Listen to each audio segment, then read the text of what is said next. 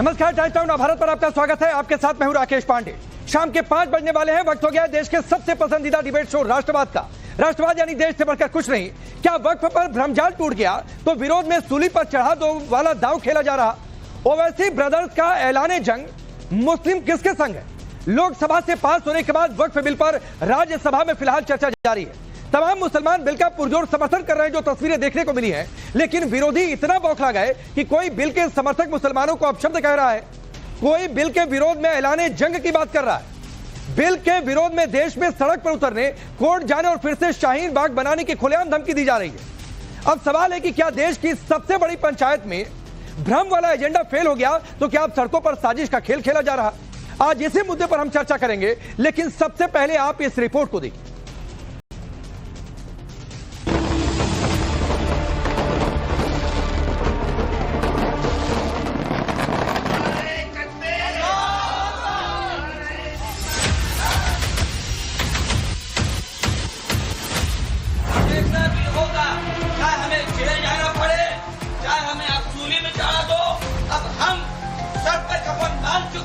मुसलमान जब मैदाने करबला में उतरेगा तो फिर नहीं देखेगा कौन कौन है, फिर तो जो होना है वो होकर रहेगा। शाहीन बाग पूरे भारत में बनेगा।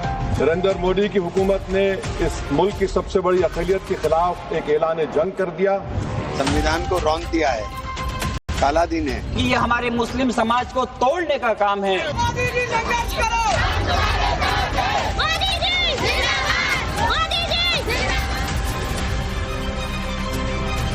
वक्फ संशोधन बिल लोकसभा में पास हो चुका है। राज्यसभा में बिल पर चर्चा जारी है, लेकिन लोकसभा में बिल पास होते ही एक तरफ मुस्लिम जश्न मना रहे, मिठाई बांट रहे, पीएम मोदी का शुक्रिया अदा कर रहे, मोदी भाईजान की तख्तियां लहराकर जश्न मना रहे। दूसरी तरफ वक्फ बिल को लेकर सरकार को खुली चुनौती दी जा रही। बिल के खिलाफ प्रदर्शन किया जा रहा, बिल वापस नहीं लेने पर सड़क पर उतरने की खुलेआम धमकी दी जा रही, सिर पर कफन बांधने की बात की जा रही, देश में शाहीन बाग बनाने की बात की जा रही। मुंबई में रजा अकादमी से लेकर कोलकाता, अहमदाबाद तक मुस्लिम संगठन ऐसी ही भड़काऊ, उकसाऊ बयानबाजी कर रहे। जैसा भी होगा, चाहे हमें जेल जाना पड़े, चाहे हमें आप सूली में चढ़ा दो, अब हम सर पर कफन बांध चुके हैं, हम अपना हक लेके रहेंगे। बर्दाश्त नहीं करेंगे।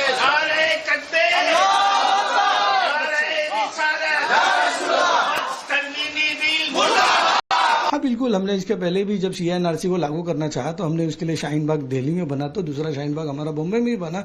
आने वाले वक्तों के अंदर इंशाअल्लाह ताला हम इसकी पूरे तरीके से अपने जितने भी मुस्लिम NGOs से जमाते हैं पूरे हिंदुस्तान के अंदर, तो उसके अंदर सारे लोगों के साथ हम अपना बातचीत करेंगे। बातचीत करने के बाद हम इसकी लड़ाई, अगर हमारे को संतुष्टि नहीं हुई तो हम इसको सड़कों पर भी लेकर आएंगे। शाहीन बाग बनेगा? हाँ बिल्कुल बनेगा।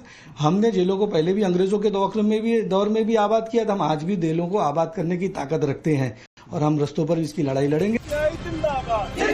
इतना ही नहीं, धमकी दी जा रही कि मुसलमान मैदाने करबला में उतरेगा तो फिर बर्दाश्त नहीं होगा। जब मुसलमान अपने ईमान पर आ जाए तो फिर वो देखता नहीं है सामने कौन है। जब तक बर्दाश्त करता है तब तक करता है, लेकिन बर्दाश्त से जब बाहर हो जाता है तो मुसलमान जब मैदाने करबला में उतरेगा तो फिर नहीं देखेगा कौन कौन है, फिर तो जो होना है वो होकर रहेगा। कान खोल के सुन ले कि ये विरोध शुरू हो चुका है, सड़कों से लेकर संसद तक चलने वाला है, तो ये बिल वापस ले उसमें ही बेहतरी है। शाहीन बाग पूरे भारत में बनेगा। अगर ये कानून पास हो गया तो SDPI पूरे भारत में शाहीन बाग बनाएगी। ये हमारा अधिकार है। किसानों का बिल अगर वापस हो सकता है तो वक्फ बिल भी वापस जा सकता है। एक तरफ सड़कों पर बिल के विरोध में उकसाने, भड़काने का काम हो रहा, तो संसद के भीतर भी विपक्ष के नेता वक्फ बिल पर आग बबूला है। कल लोकसभा में खुद को मुसलमानों का सबसे बड़ा पैरोकार मानने वाले ओवैसी बिल पर इतना तिलमिला गए कि संसद के भीतर ही सदन में बिल की कॉपी तक फाड़ डाली। इतना ही नहीं, ओवैसी कह रहे ये बिल लाकर मोदी सरकार ने मुसलमानों के खिलाफ ऐलान जंग कर दिया है। सर, ये वक्फ तरमीमी बिल भारत के गयूर मुसलमानों के ईमान पर, इबादत पर एक हमला है। नरेंद्र मोदी की हुकूमत ने इस मुल्क की सबसे बड़ी अक़लियत के खिलाफ एक ऐलान जंग कर दिया, और ये जंग ना सिर्फ मेरे जिस्म पर है, बल्कि मेरी आज़ादी पर, मेरी समाजी और माशी मार्जिनलाइजेशन पर है, मेरी शहरियत पर है, मेरे मदरसे, मस्जिदों, खानखाहों और दरगाहों को निशाना बनाया जा रहा है। और ये हुकूमत सच्चाई को नहीं बयान कर रही है कि ये तरमीमी बिल से मुसलमानों का तहफ़्फ़ुज़, तरक्की और गुर्बत का खात्मा होगा, ये सरासर झूठ है। वो वैसे ही नहीं, पूरा विपक्ष बिल के खिलाफ है। कोई इसे काला कानून बता रहा तो कोई इस बिल को मुसलमानों को बांटने वाला बता रहा। संविधान को रौंद दिया है, काला दिन है, इससे ज्यादा दुखद कुछ नहीं हो सकता है कि आप संख्या बल के आधार के ऊपर आपने कसम खाई है कि संविधान को रौंद के डालेंगे। आप रौंद रहे हो संविधान को। कुछ भी नहीं है, सिर्फ जमीनों को हड़पने का और लोगों को जो कब्जा धारक हैं उन लोगों को फायदा पहुंचाने का बिल है, इसके अलावा कुछ भी नहीं है। हम इस बिल को विरोध इस वजह से कर रहे हैं क्योंकि ये हमारे मुस्लिम समाज को तोड़ने का काम है, हमारे मुस्लिम समाज को कमजोर करने का काम है और इस देश के अंदर विकास में रोधा उत्पन्न करने का काम है। तो याद रखना, ये बिल इतना खतरनाक है, हमारे सारे समाज को तोड़ने का काम कर रहा है और बिहार और खासतौर से आंध्र प्रदेश की जनता आपके सहयोगी दल को कभी माफ नहीं करेगी कि इस बिल को वापस लेना चाहिए। इस बात की वाजिब चिंता है कि यह विधेयक नौकरशाही की ज्यादती को बढ़ावा दे सकता है, जिससे मुस्लिम कम्युनिटी में विश्वास कम हो सकता है। विपक्ष भले विरोध कर रहा, लेकिन मुसलमानों का एक बड़ा तबका बिल का पुरजोर समर्थन भी कर रहा। बिल पर मुसलमानों का समर्थन और लोकसभा से बिल पास होने पर समाजवादी पार्टी के नेता इतने बौखलाहट में हैं कि अबू आदमी बिल का समर्थन करने वाले मुसलमानों को अब शब्द कह रहे हैं। कई हिस्सों में पटाखे फोड़े जा रहे हैं, मिठाइयां बांटी जा रही हैं, खुशी मनाया जा रहा है इस बिल को पास हो जाने के बाद लोकसभा के। तो उसको किस तरीके से मुस्लिम समाज के लोग जो है स्वागत कर रहे हैं, धन्यवाद मोदी कर रहे हैं। दलाल हैं वो लोग जो हैं दलाली कर रहे हैं, कुछ मिल जाते, कुछ टुकड़े मिल जाते होंगे वो लोग को। हर समाज में ऐसे होता है कि हम क्या हमारे समाज में नहीं थे क्या ऐसे लोग? हमारे समाज में ऐसे लोग, हमारे समाज में, आपके समाज में ऐसे लोग थे। टीपू सुल्तान को मरवाने वाला कौन था? आप सोचिए ना, ऐसे बहुत लोग हैं। इस बीच बिल के खिलाफ सड़कों पर लड़ाई के साथ साथ कोर्ट में जाने की बातें भी मुस्लिम संगठन की ओर से की जा रही। आज अगर राज्यसभा से पास हो जाता है तो उसके बाद हम समझते हैं कि बोर्ड इस बात को बैठ के डिसाइड करेगा कि आगे की क्या स्ट्रेटजी होगी। अदालत के दरवाजे हम लोगों के लिए भी खुले हुए हैं और हम लोग को पूरा यकीन है कि अदालत से इस सिलसिले में इंसाफ मिलेगा।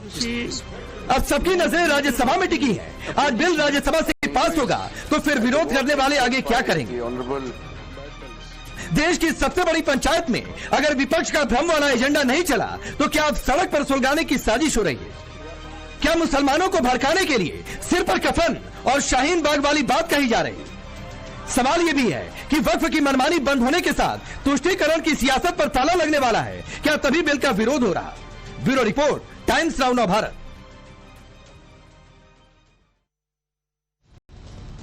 तब सोचिए क्या क्या कहा जा रहा है। सूली, सिर पर कफन, ऐलाने जंग, ये लोकतंत्र में ऐसी ही बातें कही जाती हैं क्या?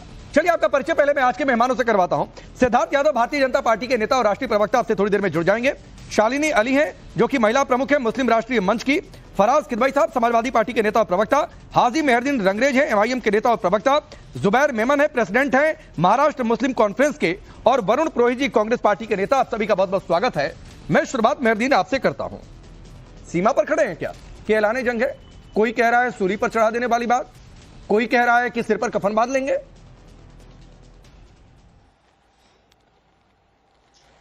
नहीं, जब सरकार राकेश भाई इस तरीके के बिल लेकर आएगी मुसलमानों के खिलाफ और मुसलमानों की जमीनों को लूटने के लिए, खसोटने के लिए और उनको अपने दोस्त अंडानी और अंबानी को बेचने के लिए, तो क्या करेगा मुसलमान?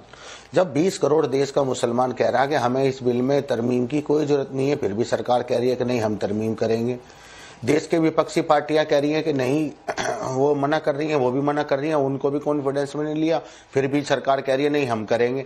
तो वो करेंगे तो हमारा अधिकार है, जो संविधान हमें अधिकार देता है, जो हमारे देश का कानून हमें अधिकार देता है प्रोटेस्ट करने का, हम भी अपना प्रोटेस्ट करेंगे। अरे प्रोटेस्ट करेंगे ना कि ऐलाने जंग करेंगे? प्रोटेस्ट था, अब प्रोटेस्ट करेंगे कि ऐलाने जंग करेंगे? होगा प्रोटेस्ट करेंगे, ऐलाने जंग करेंगे। और 20 करोड़ मुसलमान की बात मत करिए, 20 करोड़ मुसलमान नहीं, क्योंकि बड़ी तादाद में मुसलमान सड़क पर पटाखे फोड़कर मिठाइयां खिलाकर जश्न मना रहे हैं।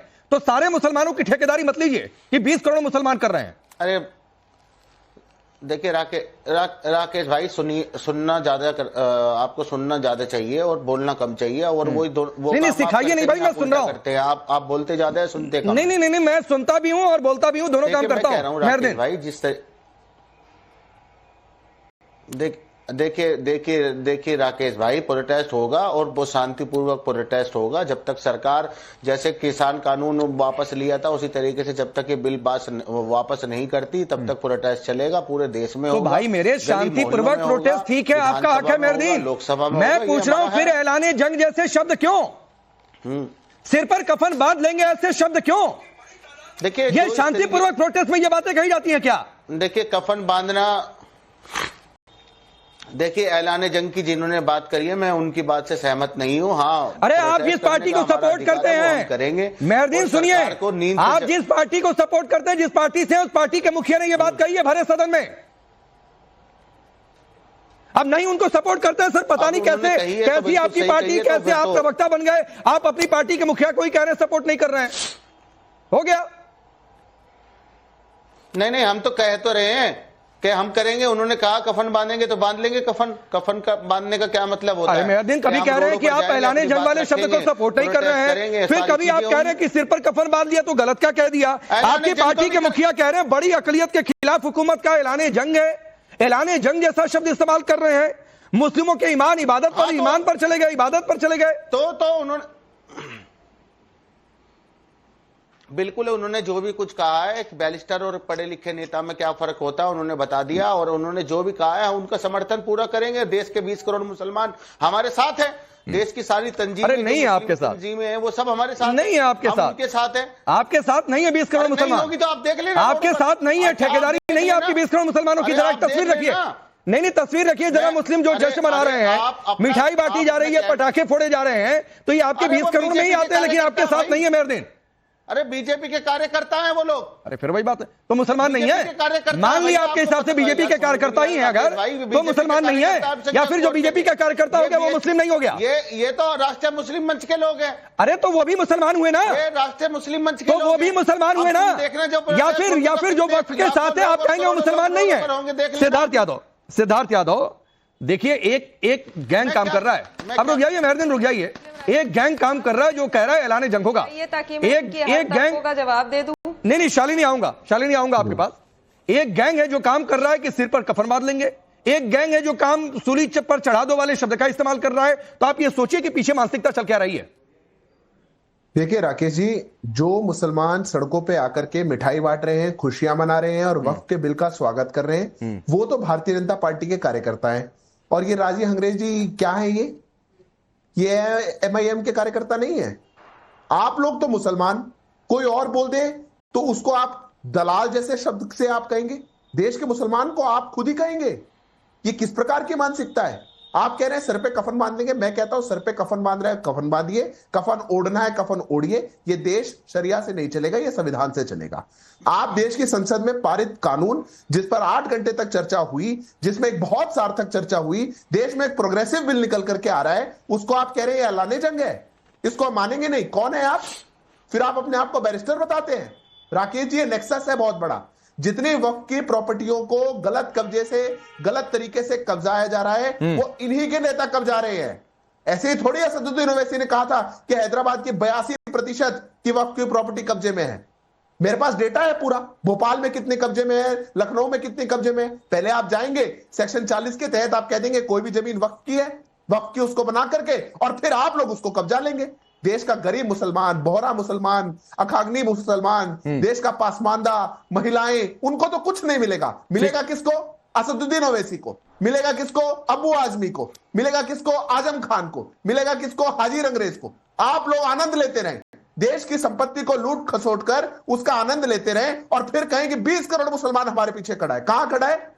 वोट तो आपको 2% भी नहीं मिलता। ठीक, आप जाते हैं, आपकी जमानतें जब्त हो जाती हैं, चुनाव लड़ने जाते हैं, आपको कोई वोट नहीं करता, और वैसे 20 करोड़ मुसलमान आपके पीछे खड़ा है। ये देश के गरीब मुसलमानों के हित का आया हुआ बिल है। आप लोग अपनी राजनीतिक रोटी सेकना बंद करिए, और जब राजनीतिक रोटी और राजनीतिक हितों से आप ऊपर उठ जाएंगे, देश के लिए सोचेंगे, तो मुसलमानों की भलाई के लिए और देश की भलाई के लिए आप इस बिल का समर्थन करेंगे। ये देश की लोकसभा से पारित है, आप कोई नहीं है कहने। बोलिए मेहरदीन, बोल लीजिए, आप भी बोल लीजिए। देखिए, ये कह रहे हैं कि हमारी जमानत भी जब्त नहीं होती है। अभी हम दिल्ली में 2 विधानसभाओं में चुनाव लड़े थे, एक जगह 40,000 वोट आई, एक जगह 34,000 वोट आई, और दोनों जगह जमानत भी बची और हम 40 और 34 कितना हुआ? तो इस तरीके का भ्रम फैलाना। 74,000 हुआ, 20 करोड़ हो गया हाजिर अंग्रेज जी, 20 करोड़ हो गया। हाँ, अरे 20 करोड़ भी होगा भाई। आप भोपाल दिल्ली की बात कर रहा हूँ, 2 विधानसभा चुनाव लड़े, कितनी आई सीटें? महाराष्ट्र में चुनाव लड़े, कितनी आई सीटें? होगा।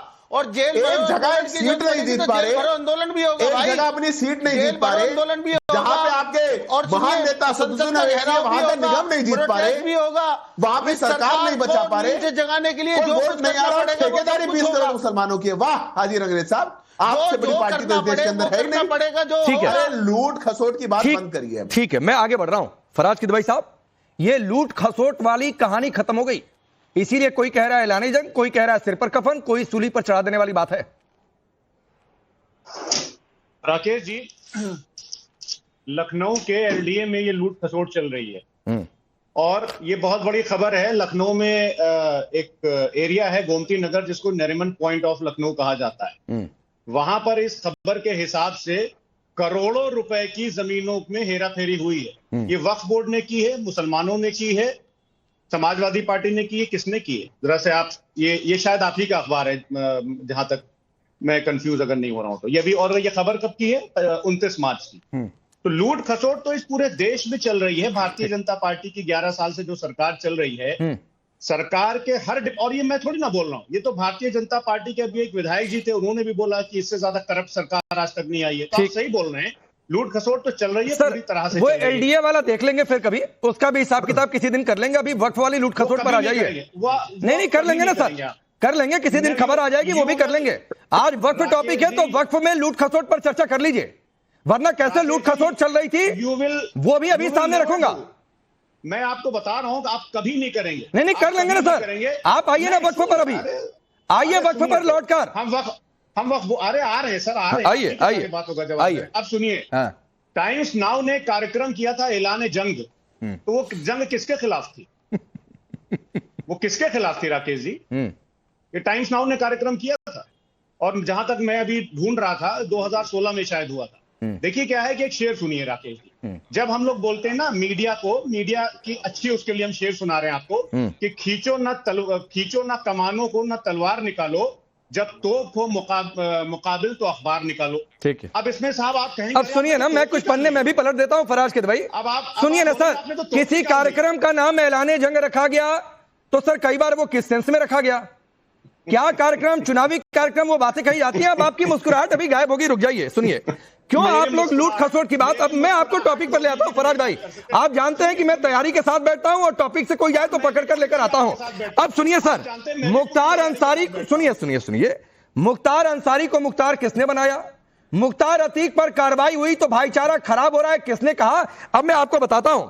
मुख्तार अंसारी जिसने मऊ, गाजीपुर, वाराणसी में मोहम्मदाबाद कब्रिस्तान गाजीपुर का कब्जाया, डिस्प्यूटेड लैंड उसने गाजीपुर की बड़ी मस्जिद के पास कब्जाया, चैरिटेबल ट्रस्ट लैंड जो कि स्कूल के साथ होने थे, हॉस्पिटल के लिए थे, उस पर कब्जा किया, उन्हें बेचा, उन्हें लीज पर दिया।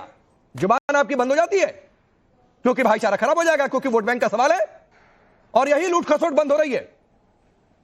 आपको पता है अभी माननीय उच्च न्यायालय ने अभी लखनऊ की जो सचिवालय है उसमें कुछ भर्तियां हुई थी, और माननीय उच्च न्यायालय ने उसमें पता है क्या कहा कि ये कोई स्कैम से कम नहीं है। और अरे इस पर बोलिए ना, ये वक्फ बोर्ड वाले स्कैम पर बोलिए ना। कई भर्तियों में कई जगहों पर घोटाले हुए और समय समय पर चर्चा हुई फराज भाई, लेकिन आज जो टॉपिक है उस टॉपिक पर आइए लौटकर, और या तो कह दीजिए कि साहब हमारे हाथ गंदे हैं इसलिए हम इस पर नहीं बोल सकते हैं, हमें कुछ और बोलने दिया जाए।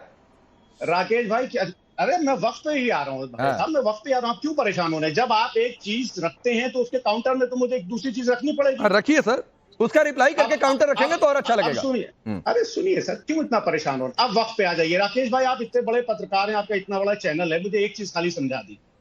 वक्फ बाय यूजर में अगर एक कोई मस्जिद पिछले 500 साल से बनी हुई है और वो वक्फ बोर्ड में रजिस्टर्ड नहीं है, कल को राकेश पांडे जी उठेंगे और कहेंगे कि साहब ये जमीन हमारी है जिसमें मस्जिद बनी हुई है, उसमें एज पर नए वक्फ एक्ट के हिसाब से क्या होगा?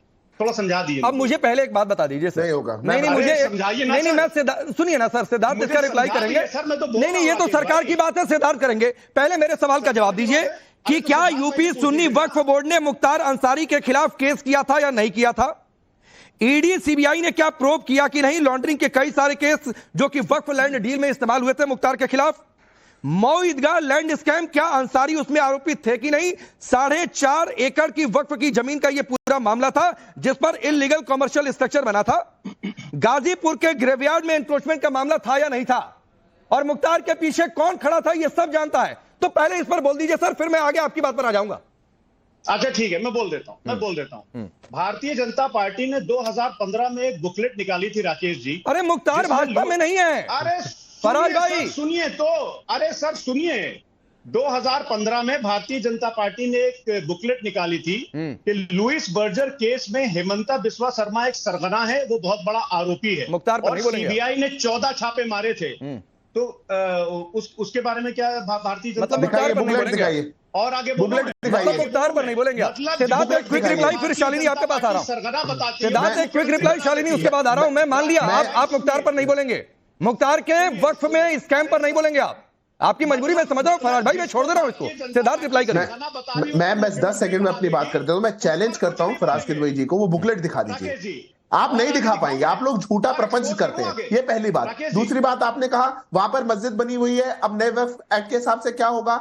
अनटिल अनलेस गवर्नमेंट का डिस्प्यूट उस जमीन पर चल रहा है, मस्जिद या दरगाह उसको एग्जेम्प्ट किया जाएगा और कोई नहीं क्लेम कर रहा है। ये वक्फ एक्ट में लिखा है। आप लोग भ्रांति फैलाते हैं, आप लोग भ्रांति फैलाते हैं। मैं चैलेंज करके आपको कहता हूं, कल बिल आया है, उसको आप पढ़ लीजिए, उसमें लिखा हुआ है अनटिल अनलेस गवर्नमेंट का डिस्प्यूट हो मस्जिद और दरगाह को एग्जेम्प्ट किया जाता है। और तीसरी बात, आप कहते हैं once a Waqf always a वक्फ। वक्फ की जमीन पर 5 स्टार होटल चला करके किराया लूटने लग रहे हैं आप, और वहां पर आप once a Waqf always a वक्फ बताएंगे। अच्छा एक एक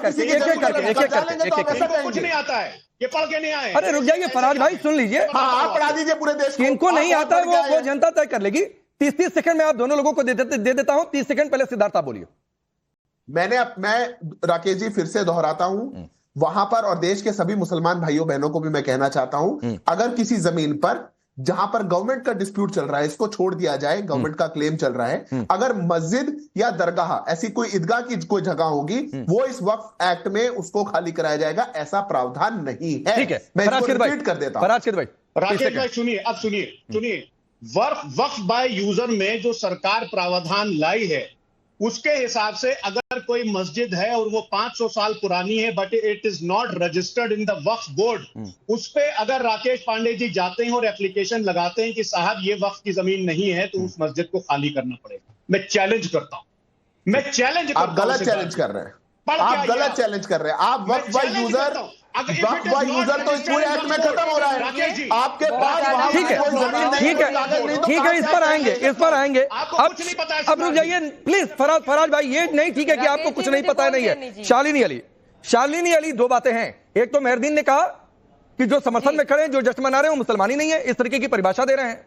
और यहां पर फराज किदवई के सामने मैंने मुख्तार अंसारी की बातें रखी, एक शब्द तक नहीं बोला। बोलना शुरू कर दिया है जी।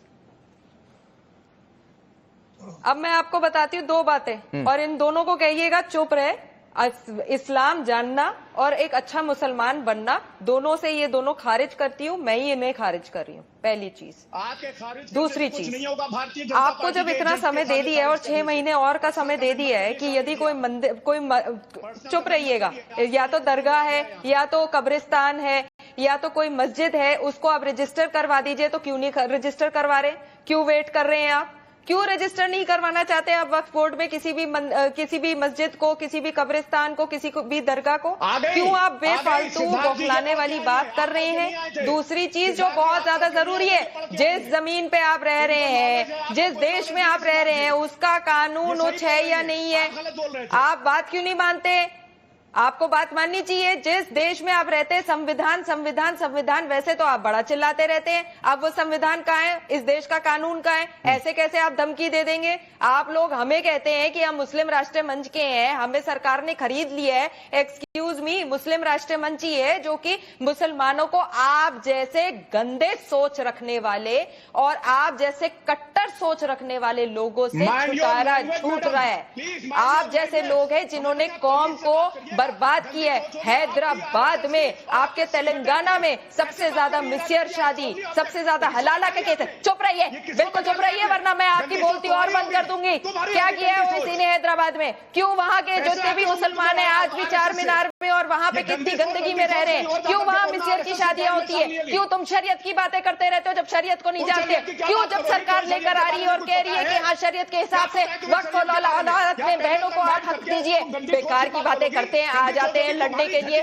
बिना किसी इंफॉर्मेशन के, ना शरीयत की जानकारी है, ना आपको इस्लाम की जानकारी है। एक मिनट, पर्सनल होने की जरूरत नहीं है, किसी को पर्सनल होने की जरूरत नहीं है। फराज भाई मैं आपको समय दूंगा, आप काउंटर करिएगा सर, लेकिन किसी की सोच गंदी है क्या है सर, वो जनता को तय करने दीजिए। कहें को आप बोल रहे हैं उसमें? नहीं तो ये कौन होती है, ये कौन होती है किसी की सोच गंदी बताने वाली? हाँ ठीक है, नहीं ये बात सब पर लागू होती है। मैं कौन होती हूँ? मैं वो बात सब पर लागू होती है। प्लीज बीच में नहीं। शालिनी 30 सेकंड आपको देता हूँ, बात पूरी करिए। मैं फराज भाई आपको समय दूंगा, काउंटर करिए, रुक जाइए। मैं इस देश की नागरिक हूँ। अरे मैं दोनों लोगों को रोकता हूँ प्लीज, जो इस्लाम प्रैक्टिस करती हूँ और चाहती हूँ कि मेरे जैसे और बहनों का हक जो है वो अदा किया जाए। मैं वो गरीब मुसलमान की आवाज हूँ। मैं आप जैसे आलिशान बंगलों में रहने वाली इंसान नहीं हूँ जिसको गरीब मुसलमान से कोई लेना देना नहीं होते। वक्त की प्रॉपर्टियां खा जाते हो, चाहे वो समाजवादी पार्टी है, चाहे वो कांग्रेस है, चाहे वो ओवैसी हो। कांग्रेस इसलिए चुप है, समाजवादी इसलिए चुप है। अरे 2022 में शिया वक्फ बोर्ड ने आजम खान से वक्फ की जमीनें वापस लेकर वक्फ के हकदारों को वापस दिया था। क्या आजम खान समाजवादी पार्टी का नहीं था? क्यों अकबर अहमद डंपी का एक जो केस चल रहा है, जो कांग्रेस के हैं, उनका हरिद्वार में केस चल रहा है कि वक्फ की जमीन पे उन्होंने हत्या के रखा हुआ है। और आपके ओवैसी साहब 6 पुश्तियों से, पीढ़ियों से जो बैरिस्टर चीख रहे हैं, उन्होंने कितना अच्छा। मैं आ रहा हूँ फराज भाई, आऊंगा। 2 मेहमानों ने अभी तक नहीं बोला, एक बार बोलने दीजिए, फिर सीधे आपके पास आ जाऊंगा। जुबैर भाई, ये बुरा चैप्टर समाप्त हो रहा है वक्फ का, इसीलिए इतनी बेचैनी है? कागज दिखाना पड़ेगा, आगे क्लेम करेंगे, बिना कागज के क्लेम नहीं कर पाएंगे, इस बात की इतनी बेचैनी है? या फिर ठेकेदारी खत्म हो रही है कि भाई हम ही सबसे बड़े ठेकेदार हैं मुस्लिमों के, ये ठेकेदारी खत्म हो रही है? क्यों बेचैनी है इतनी? जी मुझसे सवाल है? हाँ जुबैर भाई, आप ही से सवाल है। जी जी जी, थोड़ा सा आपका ऑडियो कट हो गया था। वक्फ का जो बिल पास हुआ है लोकसभा में कल और राज्यसभा में आज जो चर्चा चालू है, हम मानते हैं, ये हमारा व्यक्तिगत मानना है और हमारे जैसे समवैचारिक लोगों का व्यक्तिगत मानना है कि ये संविधान का ही उल्लंघन है। सेक्शन 14, सेक्शन 21, सेक्शन 25, सेक्शन 26, ये 4 धाराएं जो संविधान का इसका उल्लंघन करती है। और मोदी सरकार ने ये बिल पास करके संविधान के खिलाफ जंग का ऐलान कर दिया है और ये जंग हम सड़क। क्या हुआ, नेटवर्क चला गया? अरे जुबैर भाई आवाज आ रही है क्या? कनेक्ट करिए भाई एक बार फिर, कनेक्ट करिए एक बार फिर से। आगे बोलिए जुबैर भाई, बोलिए। जी हम ये समझते हैं, मेरी ऑडियो आ रही है? एकदम आ रही है, बोलिए। जी हम ये समझते हैं कि ये जो बिल पास किया गया है कल लोकसभा में और आज राज्यसभा में जिसकी चर्चा चालू है, ये असंवैधानिक बिल है। क्यों भाई? संविधान के सेक्शन 14, 21, 25 और 26 का उल्लंघन है। अच्छा। मोदी सरकार ने, भाजपा की सरकार ने संविधान के खिलाफ जंग का ऐलान कर दिया है। अच्छा। और सरकार के खिलाफ जो संविधानवादी लोग हैं इस देश के, जो संविधान से प्यार करते हैं, वो सड़क से लेकर संसद तक इस बिल के लिए और संविधान के लिए मोदी सरकार से लड़ेंगे। और कैसे लड़ेंगे? कानून को कैसे लड़ेंगे जुबैर भाई, कैसे लड़ेंगे? सिर पर कफन बांध के? हम उन्हीं से लड़ेंगे जिनसे। कैसे लड़ेंगे? सिर पर कफन बांध के? हम उन्हीं से लड़ेंगे जिनसे हमारे देश के अन्य। नहीं, कैसे लड़ेंगे? सिर पर कफन बांध के? जिन्होंने सिर पर कफन बांध के, फिलिस्तीन का झंडा हाथ में लेकर, या पर सूली पर चढ़ा दो वाली बात कह के कैसे लड़ेंगे? मैं पूछ तो रहा हूं सर, कैसे लड़ेंगे? हम सड़क से लेके संसद तक कैसे लड़ेंगे? संविधान ने हमको जो। अरे कैसे लड़ेंगे? मैं पूछ तो रहा हूँ, ठीक है। आपके अंदर सुनने का मादा नहीं है। बिल्कुल सुनने का मादा है जुबैर भाई। आप प्रोटेस्ट करिए, लोकतांत्रिक आपका अधिकार है। सरकार का कोई कानून पसंद नहीं आ रहा है, मैं पूछ रहा हूँ वो लड़ाई कैसे लड़ेंगे? सिर पर कफन बांध के, सूली पर चढ़ा दो ये वाली बात कह के? तो ये संवैधानिक तरीका है?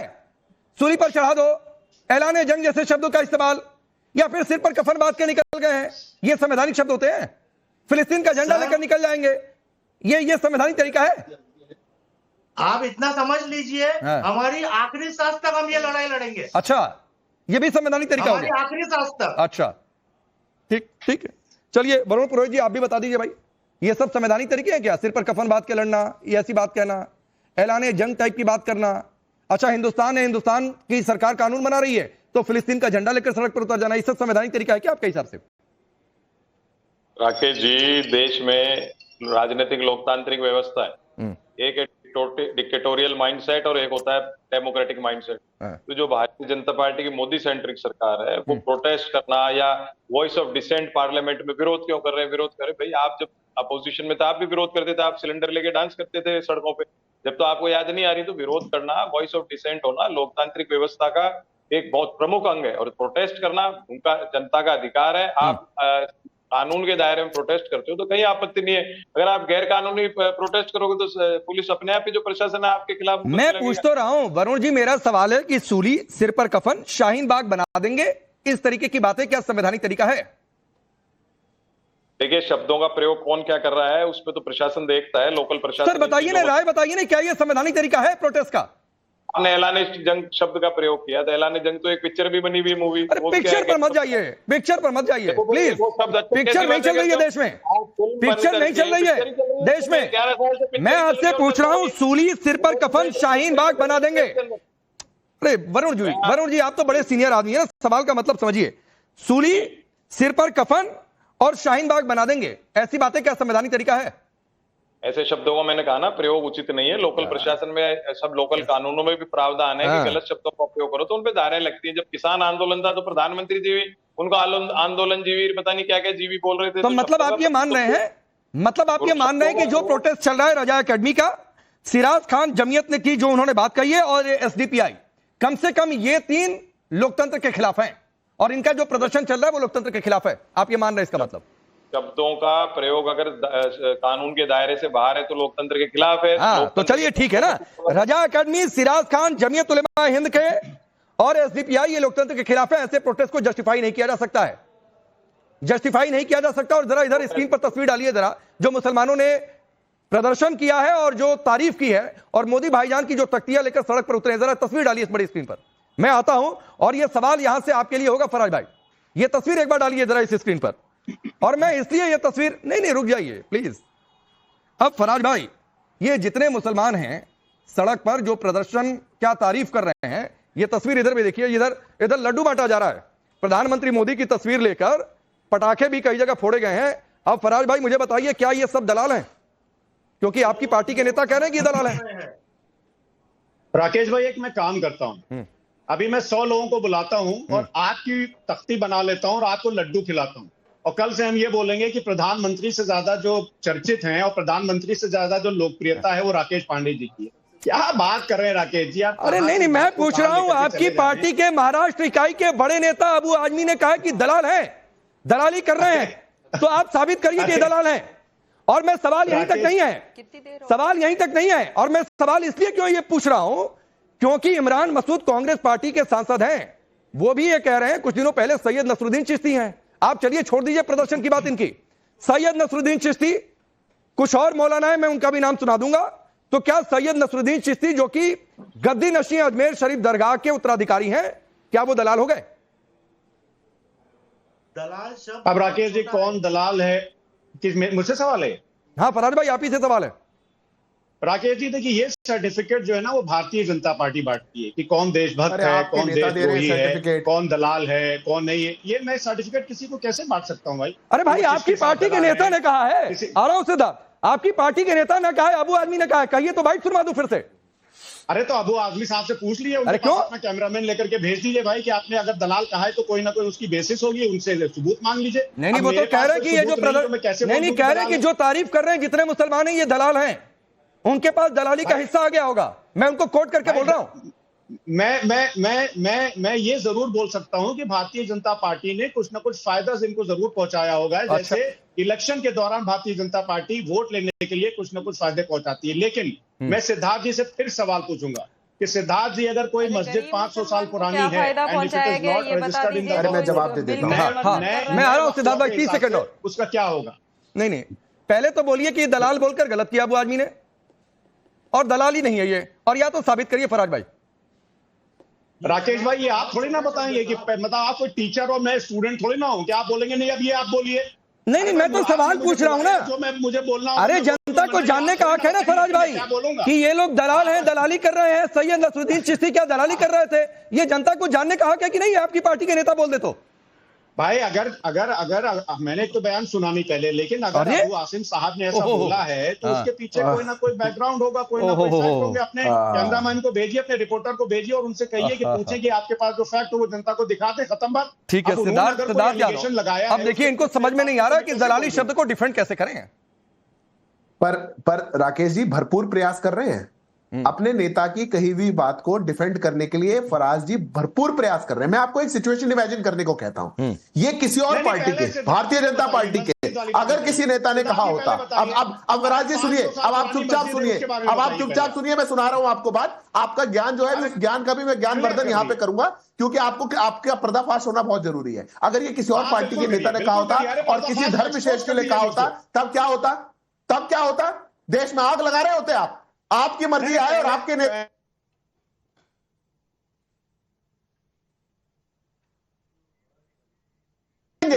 फिर टीवी में बैठ करके आप डिफेंड कर रहे हैं। ये पहली बात। दूसरी बात, अब आप बड़े पढ़े लिखे आदमी हैं, आपको मैं पढ़ के। अच्छा, 1 मिनट में बीच में आता हूं। अब 1 मिनट मैं इसके प्रॉब्लम का सॉल्यूशन देता हूं। हाँ सिद्धार्थ भाई, आप ही के पास, अरे पूरा 1 मिनट दूंगा मैं। फराज भाई मैं सॉल्यूशन देता हूं। 30 सेकंड सिद्धार्थ को बोलने दीजिए, 30 सेकंड उसके बाद आप बोलिएगा। और 3 तस्वीरें हैं। पटाखे फोड़कर मुस्लिमों का जश्न, बिल की खुशी में मुस्लिमों ने मिठाई बांटी है। वक्फ संशोधन का कई जगहों पर स्वागत हुआ है। सैयद नसरुद्दीन चिश्ती अजमेर शरीफ दरगाह के गद्दी नशी के उत्तराधिकारी हैं। तो वो समाजवादी पार्टी के नेता वो आदमी के हिसाब से दलाल हो गए, उनकी परिभाषा के हिसाब से।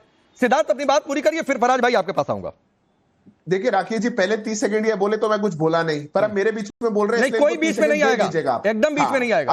अब मैं इनकी बात समझा देता हूं। मैंने एक बात साफ कही, अब ये रजिस्टर्ड नॉन रजिस्टर्ड लिया है क्योंकि अपने ज्ञान का बहुत बड़ा एक ज्ञान वर्धन करके यहाँ पे दिखाना चाहते हैं। ये तो स्वाभाविक है, मैं पढ़ के सुना रहा हूं आपको। However, protection is given to waqf properties such as masjid and qabristan already registered with waqf boards or before the commencement of this act unless it is disputed by a government property on or before। क्या समस्या है आपको? 500 साल पुरानी हो या 700 साल पुरानी हो, आप उससे पहले वक्त की प्रॉपर्टी से रजिस्टर करा दीजिए। अब क्या हुआ? अब आपका गोल मटोल हो गया मामला, अब गोल हो गया। फराज भाई बहुत बैठ करके ज्ञान वर्धन करके दिखा रहे थे, अरे ऐसा है, अरे मैं तो ऐसा जान रहा हूं, ये पढ़ के आए नहीं पढ़ के आए, सर्टिफिकेट बांट रहे, भ्रम फैलाते हैं आप लोग भ्रम फैलाते हैं। आपकी समस्या है। आपको बैठ करके अपने देश के मुसलमानों को दलाल बताना है, फिर बैठ के टीवी पे उनको आपको डिफेंड करना है, आपको गालियां देनी है, आपको भ्रम फैलाना है, क्योंकि प्रॉपर्टी कब्जानी है। ठीक है, समस्या ये है। फराज भाई आप सिद्धार्थ की बातों का जवाब दीजिए, आपको भी 30 सेकंड देता हूं, लेकिन 10 सेकंड और उसमें जोड़ता हूं पहले मेरे सवाल का जवाब देने के लिए। सैयद नसरुद्दीन चिश्ती, मौलाना शहाबुद्दीन रजवी बरेलवी, मौलाना कोकब मुस्तफा, मौलाना उमेर इलियासी, मुस्लिम राष्ट्रीय मंच के सभी लोग, जिनमें शालिनी भी यहां पर है, और जो लोग सड़कों पर मिठाई बांट रहे हैं, क्या वो दलाल है? और अगर नहीं है तो बोलिए कि वो आदमी ने गलत बोला, और या तो रेफरेंस बता दीजिए। 10 सेकंड इसके लिए आपको एक्स्ट्रा दे रहा हूं, उसके बाद अपनी बात करिएगा। देखिए, मौलाना रजवी जो बरेलवी हैं वो दलाल है एक नंबर, और वो इसलिए हैं कि ये वही मौलाना है जिन्होंने कुंभ की जमीन को बोला था। ये किसी के लिए भी कैसे कहा जा सकता है? आप कैसे नेशनल टेलीविजन पे बैठ करके किसी के लिए भी कह सकते हैं? कमाल बात है। सुन लीजिए ना, कोई भाषा तो कोई बात नहीं। आप किसी पॉलिटिकल पार्टी को रिप्रेजेंट ठीक है, सड़क चौराहे, ठीक है, 3 सेकंड बोल लेने दीजिए ना, वो जनता तय करेगी सिद्धार्थ भाई कि ये सड़क शाह बादशाह है, क्या है, नहीं है। 30 सेकंड फराज भाई सुनिए। सर, ये वही रजवी मौलाना रजवी ये वही मौलाना है जिन्होंने कुंभ की जमीन को कहा था कि वो वक्फ की जमीन है, जिसको मैंने तब भी बोला था कि ये गलत बोल रहे हैं। अब वो मौलाना आपको अच्छे लग रहे होंगे। All India Muslim personal law board supreme court में हलफनामा देता है कि मुस्लिम महिलाओं को जला दिया जाएगा। ठीक है, 1 मिनट फराज भाई को बोलने दीजिए। सिद्धार्थ यादव को मैंने एक्सपोज कर दिया है ना, इसलिए ये हत्या से उगले जा रहे हैं। जरूर आप सुनिए। हाँ, बीएस आए एक्सपोज सिद्धार्थ भाई, कैसी बात कर रहे हैं? हाँ बिल्कुल, सर्टिफिकेट लीजिएगा। आपको एक मोमेंट आपने झूठ बोला था, अभी कुछ देर पहले आपने झूठ बोला था। मोमेंट भिजवाते हैं। जब शालिनी ने बोला तब आप बोल रहे हैं रजिस्टर्ड जो होगी। अरे मैं पढ़ के सुना रहा हूँ, रजिस्टर्ड नॉन रजिस्टर्ड आप लेकर के आए। भाई अब सुनिए, राकेश, हाँ बोलिए, मेरा टर्न है। सुनिए राकेश भाई, इस देश में ज्यादातर इबादत गाहें, मैं इबादत गाहें बोल रहा हूँ, वो इबादत गाहें ऐसी हैं जिनके पेपर्स नहीं हैं। मैं फिर से बोल रहा हूं सिद्धार्थ भाई, इबादत गाहों के बारे में बोल रहा हूं कि आज से 300 साल पहले तो भी आप उन्हें रजिस्टर करवा दीजिए, बिना पेपर के रजिस्टर करवा दीजिए। आपको ये बात ही नहीं पता है। जेपीसी के जगदम्बिका पाल जी ने भी ये बात कह दी है कि आपको पेपर की जरूरत नहीं है। वक्फ बाय यूजर कल तक, और अभी भी आप सुन लीजिए, आप अगर 500 साल पुरानी मस्जिद को लेकर आएंगे जिसके कागज नहीं, आप उसको रजिस्टर तो करवाइए। अच्छा ठीक है फराज भाई, ये चर्चा चलती रहेगी सर। अरे तो पेपर थोड़ा और ठीक से पढ़िए। ये भी जानकारी है कि 6 महीने शायद ये लोग रजिस्ट्रेशन के लिए टाइम भी दे रहे हैं, तो सर कानून बन जाने दीजिए, बहुत सारी चीजें साफ हो जाएंगी। लेकिन आपने जवाब नहीं दिया ये दलाली वाली बात पर और ये भड़काने वाली बात पर। सभी बगले झांकते नजर आए। रोकना पड़ेगा आप सभी को।